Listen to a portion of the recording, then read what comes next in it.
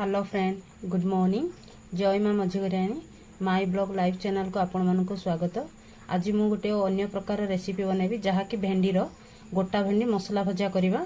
चलतु वीडियोटा आमर स्टार्ट। देखु मु आगुरी प्रस्तुत कर रखी नहीं मसलाटा को से जहाँकि आमर जीरा धनिया अदा रसुण दरदड़ा मु बाटी नहीं।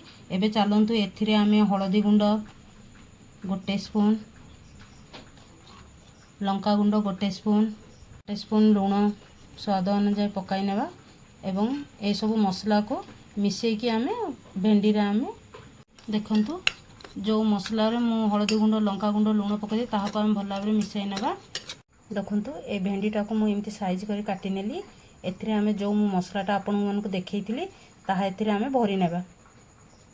देखंतु कटा हवा भेंडी रे आपन माने एमिति भाबरे मसला देई नेबे।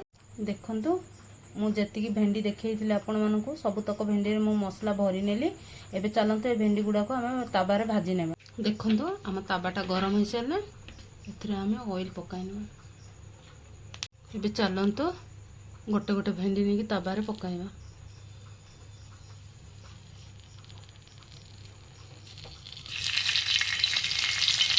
आमे भेंडी गुडा को ताबा रे पकाई नेलो। एबे चलंतु ता ऊपर अल्प टिके लुण छींची नेबा,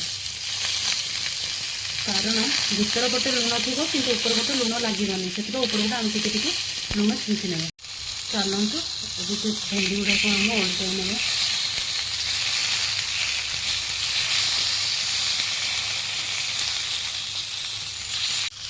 देखु भेंडी गुड़ाक मुझे ओल्टाई नेली।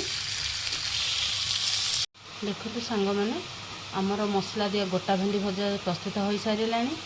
आपण माने एमिति थरे बनांतु एवं यार मजा नियंतु। जदि आपण मानकु मो वीडियोटा भल लागिला ताहले आपण माने लाइक शेयर सब्सक्राइब भी करंतु एवं एमिति आपण माने मोर वीडियो देखिके मते सपोर्ट करंतु। जदि आपण मानकु मो वीडियो बहुत भल लागुची ताहले आपण माने जदि जेतिके मते सपोर्ट करिवे मु सेमिति आगु का न्यू न्यू वीडियो नेकी आसीबी।